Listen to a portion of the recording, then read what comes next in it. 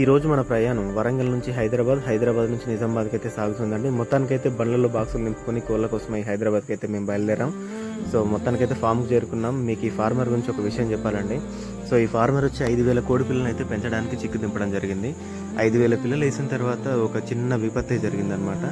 So వీటి feed అనేది అందక పేమెంట్ల గురించి అడ్జస్ట్ కాక చిక్స్ ఇచ్చిన వాళ్ళు ఎవరైతే వీళ్ళకు సరిగా ఎలా పెంచాలో ఎంత ఖర్చు వస్తుందో అనేది ఎక్స్ప్లెయిన్ చేయకపోవడం వల్ల వీళ్ళకి అవగాహన లేక ఫీడ్ మధ్యలో ఆపేసి బర్డ్స్ చనిపోవడం మొదలైందండి. సో అందుకోసం అని చెప్పి నాకు కాల్ చేశారు. సార్ ఈ బర్డ్స్ లిఫ్ట్ చేద్దాం సార్, బరువులు వచ్చేసి 500 గ్రాముల నుంచి 800 గ్రాముల వరకు ఉన్నాయండి, ఎంత ప్రైజ్ అయినా పర్లేదు సార్, వీటిని లిఫ్ట్ చేస్తాం, మేము తట్టుకోలేకపోతున్నాం అని చెప్పి బాధపడ్డారనమాట. సో ఫార్మర్ నోటి నుంచి ఆ మాట వినగానే నాకు చాలా బాధేసిందండి.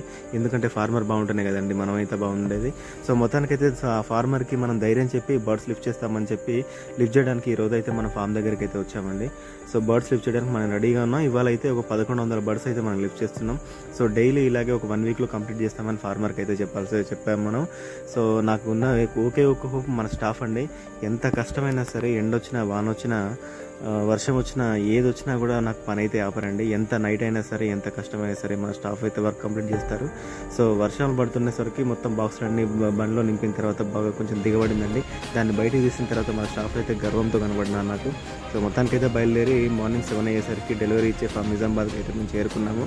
సో బండి రివర్స్ చేసి మనకైతే డెలివరీ పొజిషన్లో పెట్టారు మన పిల్లలు.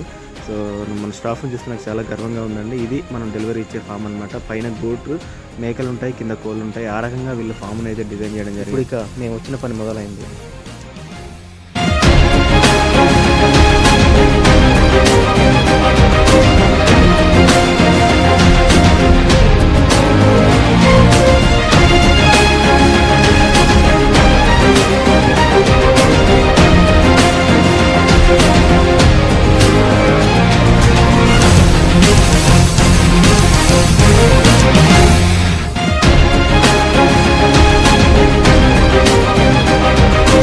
ఇక మన పని కంప్లీట్ అయిపోయిన తర్వాత ఈ షెడ్ మీకు చూపిద్దాం అనుకుంటున్నానండి. ఇది పైన వాళ్ళు మనకి మేకలు వేయడానికి చేసిన షెడ్ ఏర్పాటు అనమాట.